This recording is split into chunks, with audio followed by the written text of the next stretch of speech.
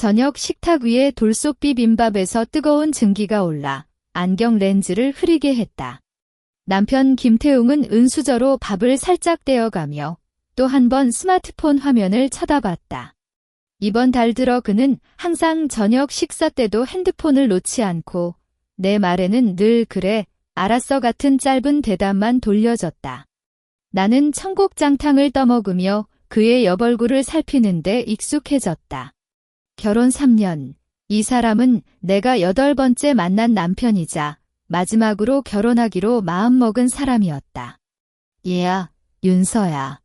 그가 갑자기 말을 걸어 나는 숟가락을 멈췄다.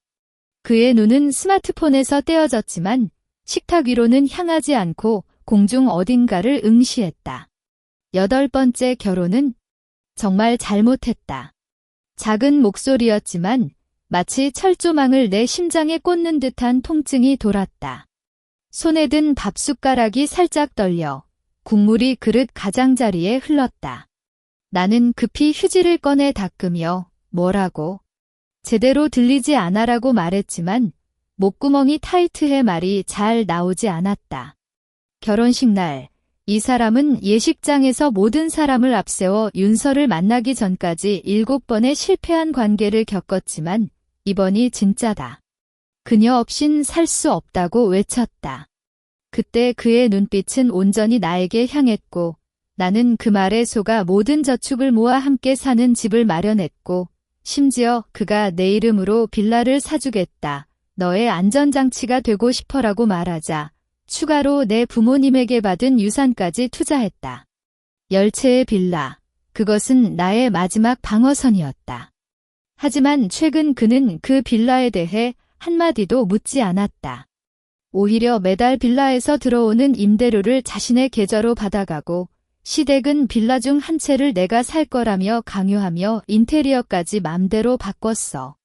나는 아직 등록증에는 우리 둘 이름이 함께 있어라고 말했지만 그들은 가족 사이에 그런 걸 왜 말하며 무시했다. 뭐 그냥 생각나서 그랬어. 태웅이 다시 스마트폰을 만지며 태연하게 말했다. 요즘 회사 일도 많고 그래, 마음이 복잡해. 나는 숟가락을 놓았다. 손끝이 차갑게 느껴졌다. 그의 후회라는 말 뒤에는 단순히 마음이 복잡해보다 더 많은 게 숨어있을 거란 걸 알았다. 지난 주말 그의 카드 내역에서 호텔 비용이 나온 걸 본 적이 있고 어제 저녁 그는 야근이라고 말했지만 친구가 강남 카페에서 태웅 씨와 젊은 여자랑 봤어라고 문자를 보냈었다. 그때까지는 나는 아마 오해일 거다라고 스스로를 속였다. 8번의 실패로 인해 상처받은 마음을 이 사람이 고칠 줄 알았다. 하지만 지금 식탁 맞은편에서 그가 후회했다고 말하는 모습을 보니 모든 게 거짓이라는 걸 깨달았다. 내 손은 무의식적으로 스마트폰 주머니에 닿았다. 거기에는 10채 빌라의 등록증 사본과 임대료 내역을 저장한 메모가 있다. 그때 나는 단 한 가지 결심을 했다. 이 사람이 내게 준 안전장치를 이제는 그의 손에서 완전히 빼앗아야겠다. 저는 식탁을 정리하며 손이 계속 떨렸다. 태웅은 이미 방으로 들어가 스마트폰을 만지고 있는 걸 문틈 사이로 보았다. 그의 후회라는 말이 내 머릿속에서 계속 맴돌아 결혼식 당일의 기억이 갑자기 떠올랐다. 당시 우리가 부동산 중개인 앞에서 서서 10채 중 첫 빌라의 계약서를 받았을 때였다. 태웅은 등록증을 내 앞에 놓고 웃으며 말했다. 윤서, 이거 내 이름으로 해도 돼? 나 너한테만 맡기고 싶어. 앞으로 이 빌라들로 너는 평생 걱정 안 해도 돼. 그때 그의 눈에는 진심이 보였어. 나는 7번의 실패한 관계로 마음이 상처투성이었기에 그 말에 눈물이 나기도 했다. 그럼 우리 둘 이름으로 해요. 라고 말했을 때 태웅은 괜찮아. 너 이름으로 충분해 라고 했지만 결국 나의 고집으로 두 사람의 이름을 함께 적었다. 나는 그때 이 빌라들은 우리의 미래라고 생각했지. 하지만 이제 생각해보면 그때 태웅이 내 이름으로 라고 말한 건 단지 나를 속이기 위한 말이었을지도 몰랐다. 작년부터 그는 빌라의 임대료를 내 계좌가 아닌 자신의 비밀 계좌로 받기 시작했고, 시댁은 이 빌라는 내 아들 돈으로 산 거니까 내가 관리해야지라며 임대인과 직접 연락하기도 했다. 나는 몇 번이나 등록증에는 우리 둘 이름이 있잖아 라고 말했지만 그들은 항상 가족 사이에 그런 걸 왜 쪼개어 말해라며 돌려막았다. 저녁 11시, 태웅이 잠들었는지 방문에서 소리가 들리지 않았다. 나는 거실에 나무 서랍을 열었다. 그 안에는 붉은색 봉투가 들어있었는데 그 안에 열채 빌라의 등록증과 계약서가 모두 모여 있었다. 나는 하나씩 꺼내어 살펴봤다. 강남구의 작은 오피스텔, 송파구의 주택 빌라, 부천시의 아파트 빌라. 각각의 등록증에 모두 윤서, 김태웅이란 이름이 함께 적혀 있었다. 이 빌라들은 내 저축과 부모님 유산을 모아 샀을 때도 있었고 태웅의 돈을 더해 샀을 때도 있었다. 하지만 결혼 당일 그가 내 안전장치라고 한 말을 기억하며 나는 항상 이 빌라들을 우리의 공동재산이라고 생각했다. 하지만 오늘 저녁 그가 8번째 결혼은 후회라고 말한 순간 그 생각이 무너졌다. 나는 등록증을 다시 봉투에 넣고 안으로 쫙 눌렀다. 손이 아직 차갑지만 떨림은 그쳤다. 이제 이 빌라들의 소유권을 완전히 내 것으로 만들어야 한다. 그것이 결혼 당일 그가 한 약속이자 이제는 나를 지켜줄 유일한 방법이 될 거라고 생각했다. 나는 스마트폰을 꺼내어 변호사 강 씨의 연락처를 찾았다. 내일 새벽 그에게 전화를 걸어야겠다. 새벽 5시에 알람 소리가 무겁게 눈을 떴다. 침대 옆에 태웅은 숨소리가 거칠게 나오며 잠들어 있었는데 그의 얼굴을 보는 순간 저녁 식탁에 그 말이 다시 들렸다.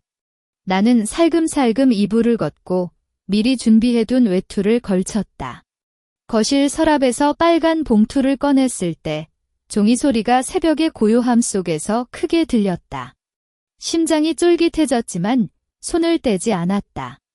강 변호사의 사무실 근처에 있는 카페는 6시부터 운영한다는 걸 미리 확인했었다. 나는 지하철을 타고 이동했는데 새벽에 지하철 안은 나 혼자뿐이었다. 창문에 비친 내 모습을 보니 눈밑이 검게 칠해졌고 입꼬리는 내려져 있었다. 이거야말로 내 마지막 기회야라고 스스로에게 속삭였다. 카페에 도착했을 때 강 변호사가 이미 창가 자리에 앉아 있었다. 그는 지난해 부동산 계약 문제로 한 번 만난 적이 있는데 당시 그의 꼼꼼한 모습을 기억해서 다시 찾았다. 윤서 씨, 급한 일이시군요. 강 변호사가 커피를 앞으로 밀며 말했을 때 나는 빨간 봉투를 테이블 위에 놓았다. 강 변호사, 이 열채 빌라의 소유권을 제 이름으로 완전히 바꾸고 싶어요. 나는 등록증과 함께 결혼식 다음 날 태웅이 쓴 서류를 꺼냈다. 그 서류에는 열채 빌라의 소유권을 윤서에게 증여하며 향후 소유권 변경에 동의함이라고 적힌 글씨와 태웅의 서명이 있었다. 그때는 그냥 기념으로 받았는데 이제는 가장 중요한 증거가 됐다. 강 변호사는 서류를 살펴보며 눈썹을 찌푸렸다. 이 서명은 법적 효력이 있습니다. 하지만 현재 등록증에는 양측 이름이 함께 있어 김태웅 씨의 동의가 필요한 절차도 있긴 해요. 하지만 이 증여 서류가 있으면 법원에서 승인받는 과정이 빨라질 수 있습니다. 그럼 얼마나 시간이 걸리나요? 내 목소리가 떨렸다. 태웅이 언제나 서류를 확인할지 몰랐다. 먼저 오늘 안에 소유권 이해 신청을 해야 해요. 이렇게 하면 김 씨가 빌라를 팔거나 담보로 잡는 걸 막을 수 있습니다.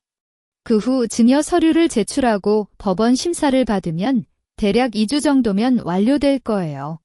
강 변호사가 펜을 꺼내 이해 신청서를 작성하자 나는 손을 내밀어 서명했다.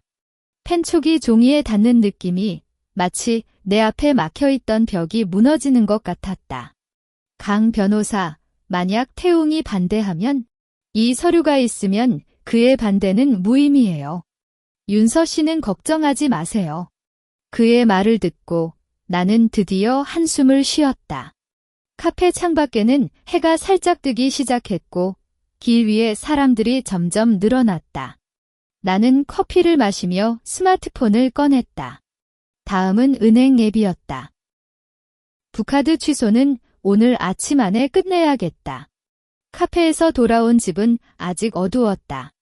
태웅의 방문에는 여전히 잠소리가 새어나오는 걸 듣고 나는 거실 소파에 앉아 스마트폰을 꺼냈다. 은행 앱 아이콘을 누를 때 손가락이 살짝 망설였다. 지난 3년간 나는 태웅과 시댁에게 부카드를 주고 필요한 건 마음껏 쓰세요라고 말했었다. 그때는 가족이니까 라는 생각뿐이었지만 이제는 그 부카드가 내 돈을 빼앗아가는 구멍인 것 같았다. 앱에 로그인하자 첫 화면에 뜬 부카드 관리 탭을 눌렀다. 총 7장의 부카드 정보가 나열되어 있었다. 태웅에게 3장, 시댁에게 4장. 시댁은 아들 가족 돈이니까 많이 받아야지라고 말하며 추가로 1장을 더 달라고 졸라먹었었다. 각 카드의 최근 3개월 소비 내역을 누를 때마다 내 심장은 한 번씩 꽉 쥐었다. 태웅의 카드는 지난 달 강남 명품가에서 백팩을 2개 샀다. 가격이 각각 150만 원이 넘었는데 그는 절대로 그런 걸 쓸 사람이 아니다. 또 서울 강동구의 레스토랑에서 30만 원짜리 식사 비용이 나 있었고 날짜는 그가 야근이라고 말했던 날이었다. 가장 마지막 내역은 지난주 젊은 여성용 향수와 화장품 세트를 샀다는 기록이었다. 가격표를 보는 순간 내 입술을 꽉 물었다. 이 돈은 10채 빌라 중 한 채의 월 임대료와 거의 맞았다. 시댁의 카드 내역은 더 심했다. 동대문 시장에서 50만 원짜리 의류를 여러 벌 사는 것 외에도 무명 브랜드의 건강식품을 100만 원 이상 사는 기록이 3차례 있었다. 나는 시댁에게 그런 건 효과 없어요라고 말렸지만 그녀는 내 몸이니까 너는 모르지라고 화를 내며 계속 샀다. 또 시댁의 동생에게 매달 20만 원씩 이체하는 내역도 보였다. 이건 나도 모르는 일이었다. 이건 너무하다. 나는 속으로 외쳤다. 부카드 한 달 총 소비액을 합산했을 때 그 금액이 내 월 급여의 3배가 넘는 걸 보고 입을 다물지 못했다. 이 돈은 내가 저녁 심야까지 아르바이트를 하며 모은 돈이자 부모님께 받은 유산의 일부였다. 그들이 이렇게 마음대로 쓰고 있었음을 생각하면 속이 치밀었다. 각 부카드 옆에 있는 취소 버튼을 누르기 시작했다. 은행 앱은 카드 취소 후 복구할 수 없습니다. 확인하시겠습니까? 라는 경고문을 띄웠다. 나는 각 카드마다 확인을 누르며 그때마다 마음속의 무기가 살짝 덜렸다. 7장의 카드를 모두 취소한 뒤 앱 화면에 모든 부카드가 취소되었습니다라는 문구가 뜨자 나는 스마트폰을 접고 두 손을 얹었다.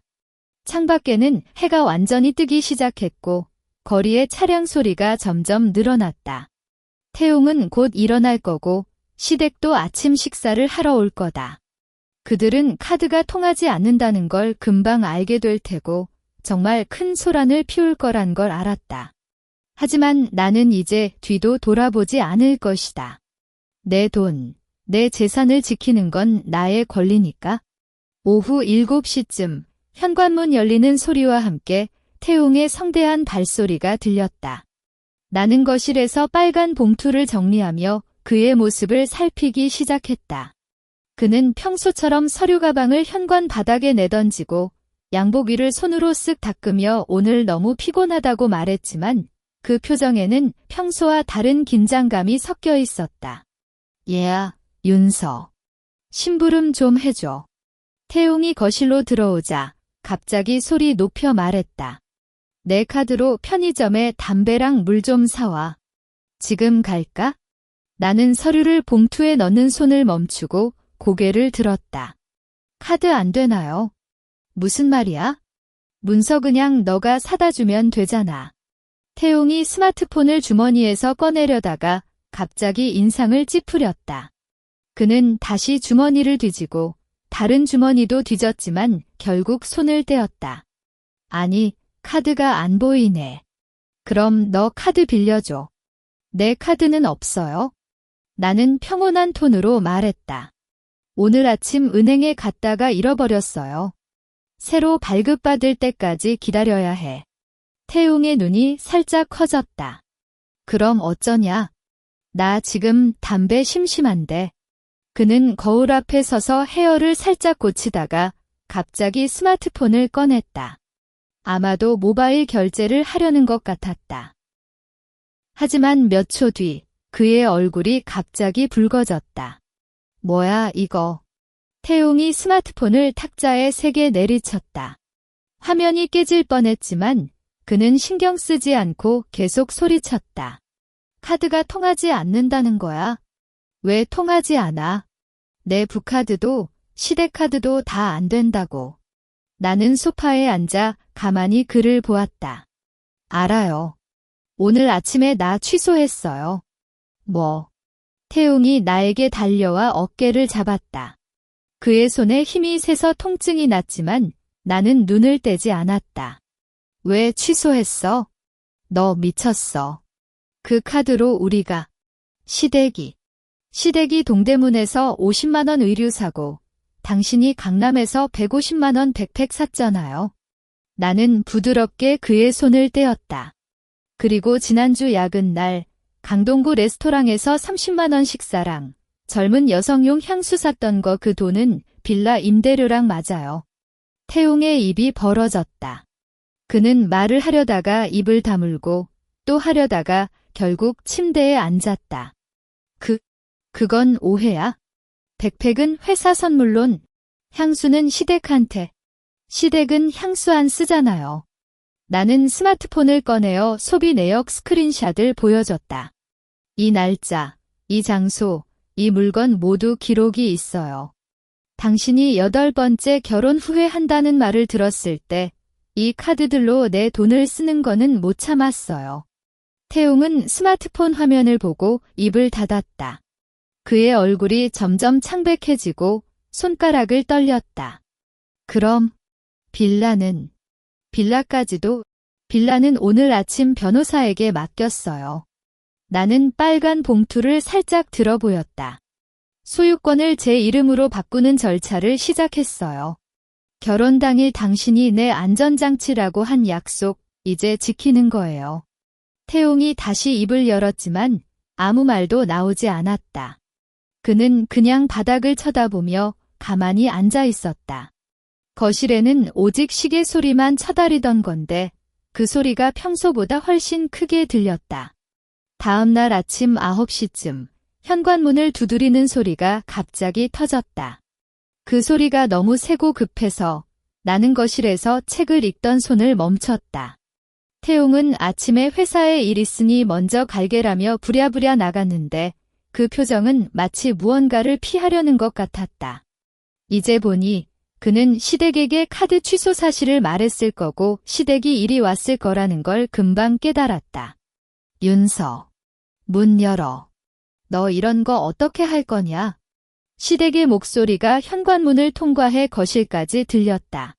그녀는 문을 주먹으로 세게 치고 때로는 발로 차기도 했다. 내 아들 돈으로 산 빌라를 내 이름으로 바꾸려고? 카드도 취소. 너 이거 사기야. 나는 거실 소파에 앉아 가만히 있었다.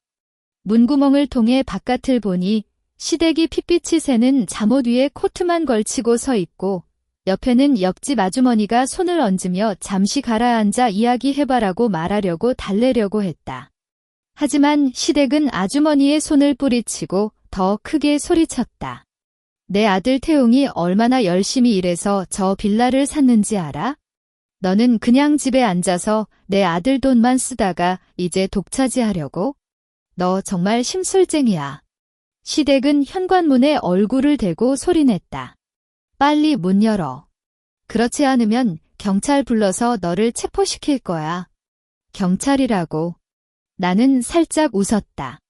어제 강 변호사가 소유권 이전 서류와 증여 기록이 있으면 법적으로 완전히 윤서 씨의 이익이 보장됩니다라고 말한 걸 기억했다. 시댁은 그냥 분노로 말을 하는 것뿐이었다. 시어머니, 제가 변호사랑 이미 절차를 시작했어요.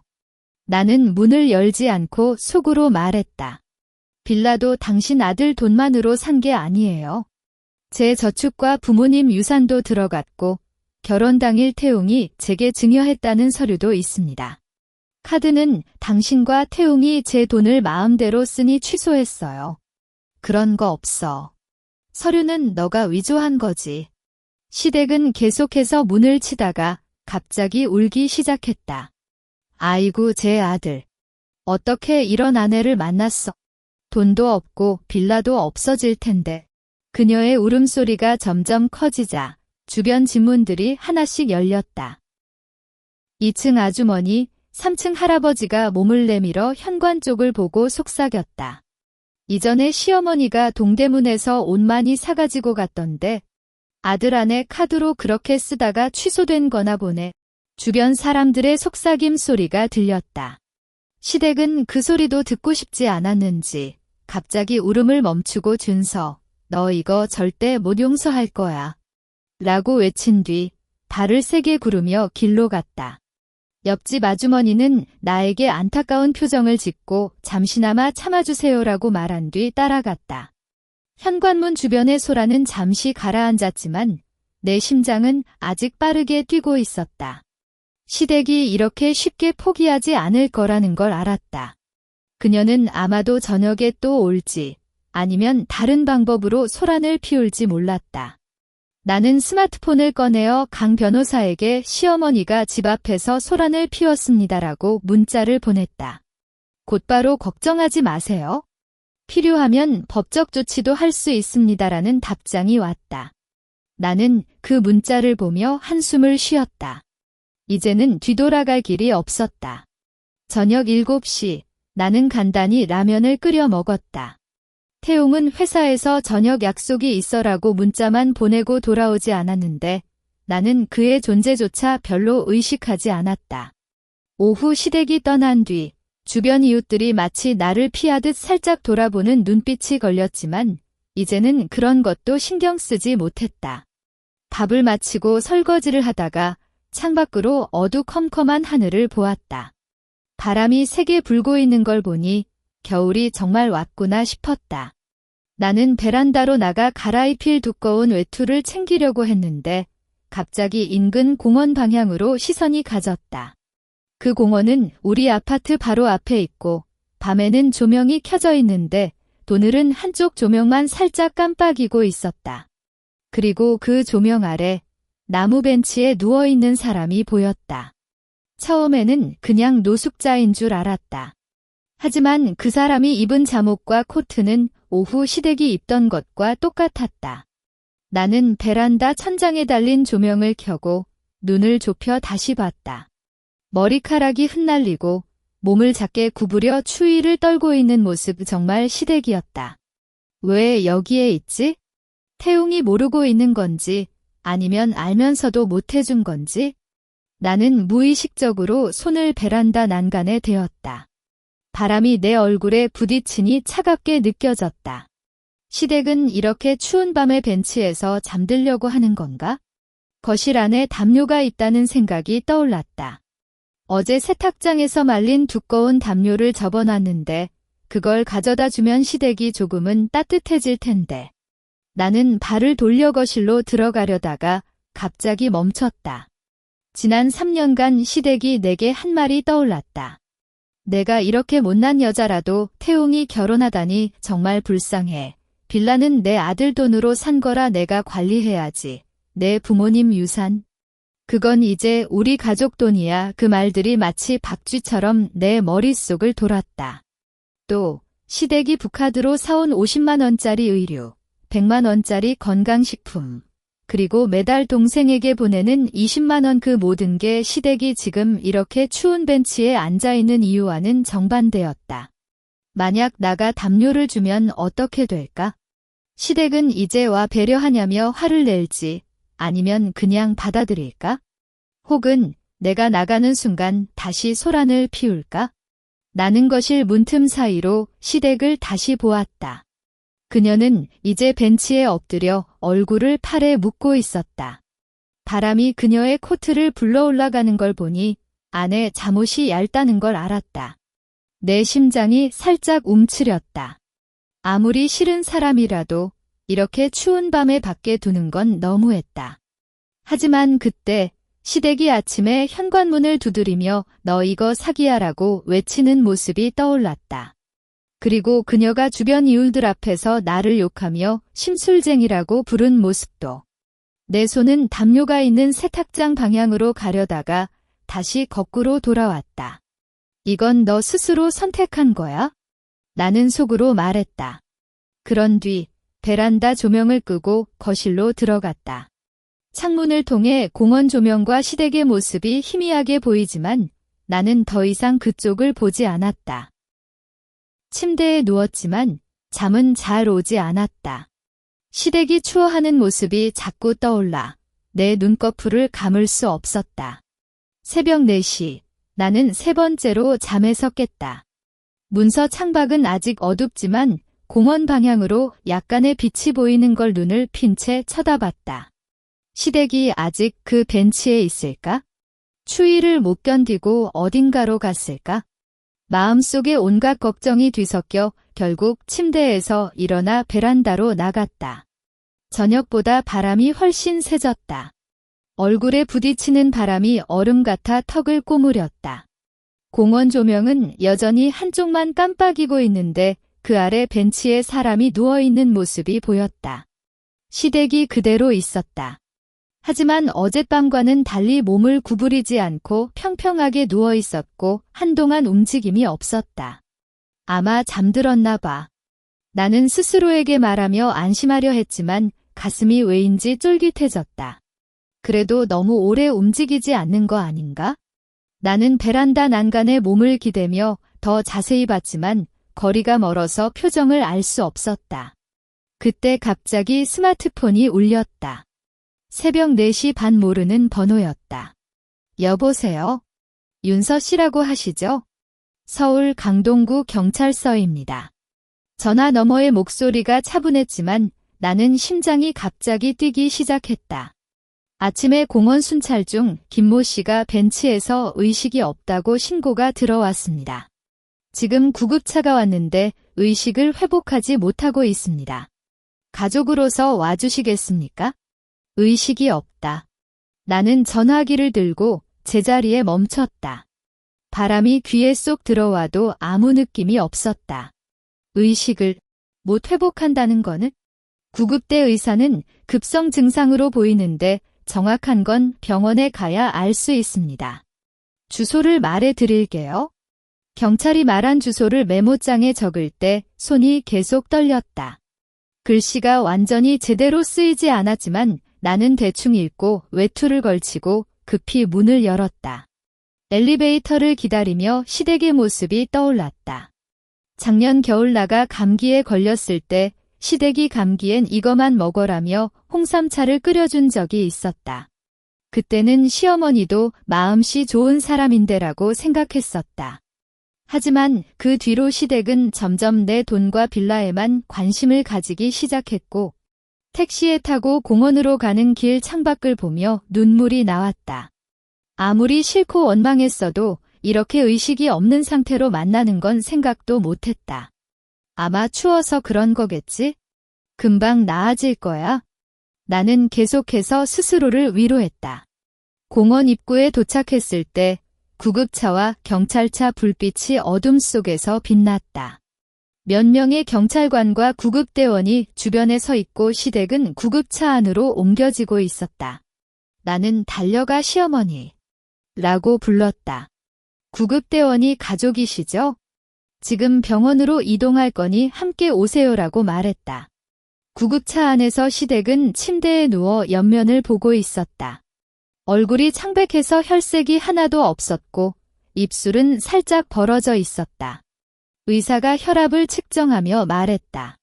감기 증상이 심하고 저녁 추위와 긴장으로 인해 급성 심장 부담이 커졌나 봅니다. 의사가 지금은 의식이 없지만 위급한 상태는 아니에요. 병원에서 치료하면 금방 회복할 거예요. 의사의 말을 듣고 나는 드디어 한숨을 쉬었다. 하지만 심장은 여전히 아팠다. 만약 어젯밤에 담요를 가져다 줬다면 이런 일은 없었을까? 그런 후회가 마음속을 뒤덮었다. 구급차가 병원으로 가는 길, 나는 시댁의 손을 살짝 잡았다. 차갑지만 아직 온기가 남아 있었다. 빨리 깨어나요, 시어머니. 나는 작은 목소리로 말했다. 그때 스마트폰을 꺼냈고 태웅의 번호를 누르기 시작했다. 이 소식을 그에게 알려야 했다. 병원 기다림실의 의자는 너무 딱딱해서 나는 10분마다 자리를 바꿨다. 시댁이 치료받고 있는 심장내과 진료실 문은 여전히 닫혀 있고 문 밖에는 진료 중이라는 표지판이 걸려 있었다. 구급대 의사가 급성 심근경색 의심이지만 즉각 치료했기 때문에 생명에는 지장이 없을 거다라고 말했지만 내 마음은 여전히 불안했다. 윤서. 거리 끝에서 태웅의 목소리가 들렸다. 그는 정장 위에 코트를 뒤집어 입고 헤어가 뒤틀렸으며 맨발에 구두를 신고 왔는지 양말 끝이 살짝 보였다. 어머니는 어떻게 됐어? 경찰이 연락했을 때 나 겁먹었어. 그가 내 앞에 와 앉았지만 눈에는 진심의 걱정보다는 당황스러운 표정이 더 많았다. 의사는 급성 심장 문제라고 했어. 지금 치료 중이야. 나는 물컵을 그에게 건네줬다. 어젯밤 어머니가 공원 벤치에서 잠들었나 봐. 추위도 심고 왜 너는 그때 몰래 알고도 말 안 해줬어? 태웅이 갑자기 목소리를 높였다. 주변 사람들이 우리를 쳐다보지만 그는 신경 쓰지 않았다. 어머니가 집 앞에서 소란을 피웠다고 알았잖아. 그럼 왜 공원에 있는 걸 모르고 지켜봤어? 너도 책임이 있어. 내 입을 다물었다. 예상했던 대로 그는 나를 탓하려고 했다. 저녁에 창문으로 보긴 봤어. 하지만 어머니가 아침에 저런 식으로 소란을 피웠기 때문에 담요를 가져가려다가 망설였어. 망설였다. 그래서 어머니가 이렇게 됐어? 태웅이 의자를 세게 밀고 일어났다. 이젠 뭐라도 해야지. 윤서, 이혼하자. 그의 말이 갑자기 나와 내 눈을 크게 떴다. 이혼. 지금 이때. 그래. 어머니도 이렇고 빌라도 너 이름으로 바꾸려고 하고 이렇게 계속 살아도 안 되잖아. 태웅이 다시 앉아 목소리를 낮췄다. 빌라 10채 중 5채는 내 거야. 결혼할 때 내 돈도 들어갔고 어머니도 돕고 그래서 절반씩 나눠. 그럼 이혼 서류도 잘 작성해 줄게. 내 입꼬리가 살짝 올라갔다. 그래도 이 사람은 결국 돈과 빌라밖에 생각하지 못하구나. 태웅, 너는 아직도 그런 걸 생각하고 있어? 나는 가방에서 미리 준비해둔 서류 봉투를 꺼냈다. 이거 봐. 너의 바람 피우는 사진이야. 봉투 안에는 지난주 카페에서 태웅이 젊은 여성과 함께 있는 사진, 그리고 호텔 주차장에서 두 사람이 함께 차에 타는 영상 캡처본이 있었다. 또 그가 그 여성에게 현금을 건네는 모습도 찍혔는데 금액이 500만 원으로 적힌 지폐가 선명하게 보였다. 태웅이 사진을 보자 얼굴이 순식간에 창백해졌다. 이건 어디서 구한 거야? 너가 나를 추적했어? 친구가 우연히 보고 찍어준 거고 호텔 내역도 은행에서 확인했어. 나는 또 다른 서류를 꺼냈다. 이건 너가 지난 6개월 동안 그 여성에게 보낸 이체 내역이야. 총 2천만 원이 넘어. 이 돈은 우리의 공동 재산이잖아. 태웅은 사진과 이체 내역을 왔다 갔다 보며 입을 열고 닫았다. 그건 오해야. 그 여자는 회사 동료고 돈은 빌려준 거. 빌려줬다고? 그럼 받은 증거는 어디 있어? 나는 이혼 계약서를 탁자 위에 펼쳤다. 의사 말대로 어머니는 곧 회복할 거고 너는 이 이혼 계약서에 서명해야 해. 하지만 조건은 내가 정할게. 태웅이 이혼 계약서를 보는 눈동자가 떨렸다. 그의 손이 서류에 닿았지만 잡지 못하고 떨어졌다. 병원의 소독수 냄새가 코끝을 맴돌고 주변 사람들의 속삭임 소리가 들렸지만 나는 태웅의 표정에만 집중했다. 이제는 그가 내게 빌려준 산전장치를 통해 내 삶을 되찾을 시간이었다. 태용이 이혼 계약서를 쳐다보는 눈은 확실히 떨렸다. 그는 손가락으로 빌라 열채 및 모든 저축금은 윤서에게 완전히 귀속하며 김태웅은 어떠한 재산 배분도 받지 않음이라는 문구를 여러 번 쓴 넘겼다. 입술을 꼬고 또 펴다가 마침내 목소리를 냈다. 이건 너무하다. 나도 빌라 사는데 돈을 썼고 어머니도 너 이렇게 하면 나는 아무것도 안 남잖아. 그건 너 스스로 선택한 거야? 나는 펜을 그 앞에 놓았다. 결혼 당일 빌라를 너의 안전장치로 줄게라고 한 건 너였고 지난 6개월 동안 다른 여성에게 2천만 원을 보낸 것도 너였다. 또 시어머니와 함께 카드로 내 돈을 마음대로 쓰며 임대료는 스스로 가져간 것도 너잖아. 그 여자는 정말 회사 동료고 돈은? 그럼 왜 호텔에서 함께 있는 사진이 나왔어? 그리고 그 여자가 너에게 다음엔 더 많이 주세요 라고 문자를 보낸 거는 어떻게 설명해? 나는 스마트폰에서 저장해둔 문자 스크린샷을 보여줬다. 그 글씨를 보는 순간 태웅의 어깨가 무너졌다. 나 문서 법원에 갈 거야? 너 이렇게 한 건 불법이야? 그의 목소리가 작고 약해졌다. 강 변호사가 이미 모든 증거를 확인했어. 빌라 증여 서류, 너의 불륜 증거, 신용카드 남용 내역이 모든 게 법적으로 나에게 유리하다.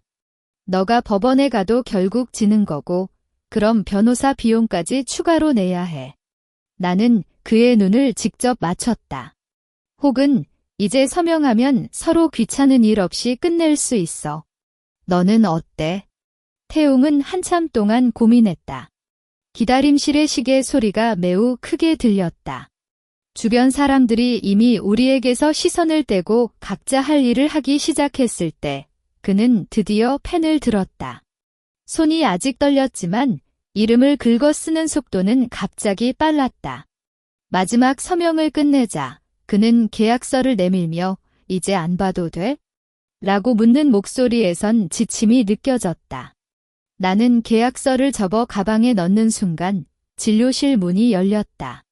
의사가 안으로 나와 김모 씨 의식을 회복했습니다. 감기와 긴장으로 인한 급성 심장 부담이었는데 현재는 위험 기간이 지났어요라고 말했다. 그 소식을 듣고 나는 몰래 한숨을 쉬었다. 원망은 있었지만 그렇게 심각한 상태로 남는 건 정말 싫었다. 어머니, 나 봐야 해. 태웅이 일어났다. 그의 표정에는 이제 분노보다는 안타까움이 섞여 있었다. 그래. 하지만 이혼 계약서는 이미 서명했어. 추후 강 변호사가 법원에 제출할 거고 한 달 뒤면 완료될 거야. 나는 그에게 말했다. 어머니 돌보는 건 너희 책임이니 잘해줘. 태웅은 그냥 끄덕고 진료실로 들어갔다. 나는 기다림실 의자에 앉아 잠시 생각했다. 3년간의 결혼이 이렇게 끝나는 건 처음엔 생각하지 못했지만 이제는 후회하지 않았다. 이혼 계약서를 받았고 빌라 소유권 이전도 곧 끝나고 내 돈과 내 삶을 되찾은 것이다. 병원을 나갔을 때 해가 완전히 뜰 무렵이었다. 거리에 사람들이 점점 많아지고 카페 문도 하나씩 열렸다. 나는 스마트폰으로 강 변호사에게 이혼 계약서에 서명받았습니다라고 문자를 보냈다. 곧바로 축하합니다. 빌라 절차도 다음 주에 끝날 예정입니다라는 답장이 왔다. 나는 카페에 들어가 아메리카노를 시켰다. 커피를 마시며 창밖을 보니 젊은 사람들이 웃으며 갔다가는 모습이 보였다. 그때 문득 열채 빌라 중 하나를 내가 직접 관리하며 작은 카페를 차리는 생각이 떠올랐다. 혼자라도 이제는 내 마음대로 살 수 있다는 사실이 너무 좋았다. 지나간 8번의 관계와 3년의 결혼이 준 상처는 아직 남아있지만 이제는 그 상처를 안고 앞으로 나아갈 용기가 생겼다. 나는 커피잔을 들어 새로운 시작이야. 윤서라고 속으로 말했다. 햇살이 커피잔에 비치며 내 미래가 밝게 빛나는 것 같았다. 이야기 끝.